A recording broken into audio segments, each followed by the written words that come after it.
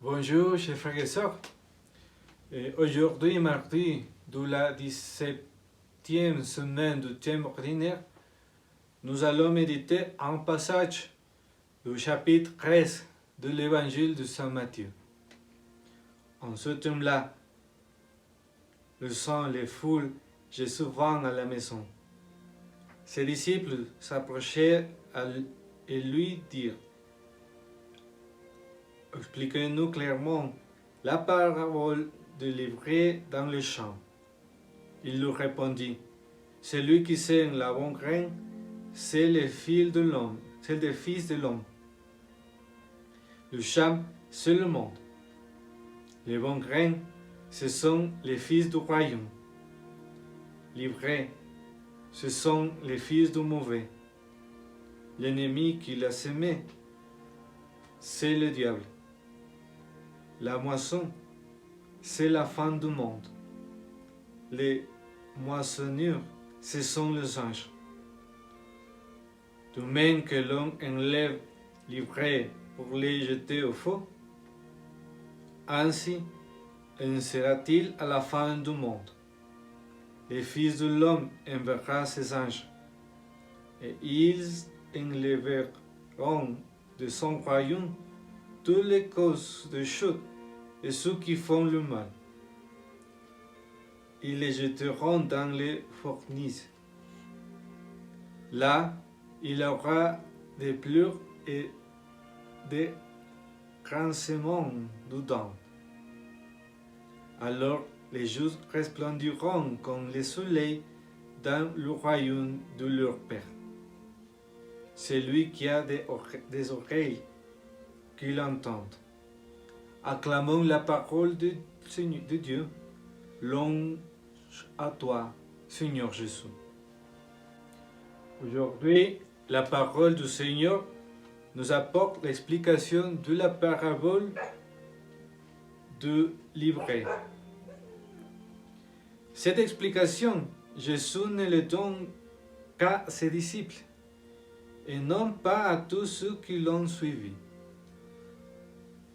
Et c'est une chose que nous devons toujours garder à l'esprit. Nous sommes appelés par la foi à être de fidèles disciples de Jésus.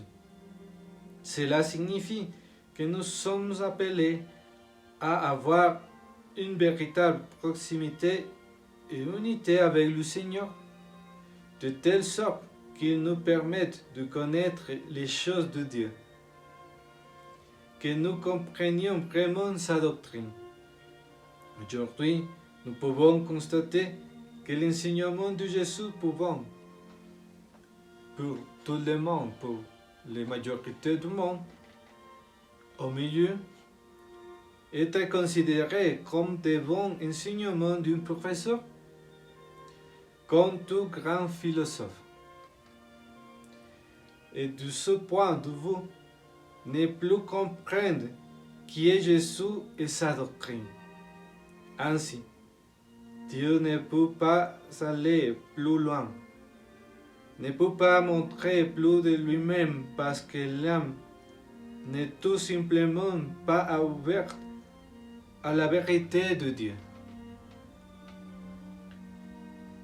Pour ceux d'entre nous qui croient en Jésus et cherchent à être ses disciples, le Christ est Dieu et sa parole doit être une vie et une expérience que nous change par amour.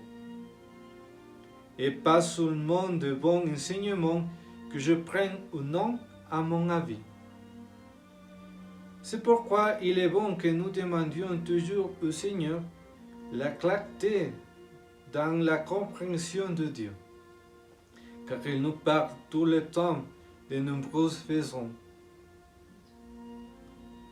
Demandons aussi l'humilité de savoir que Dieu veut toujours m'enseigner quelque chose de nouveau.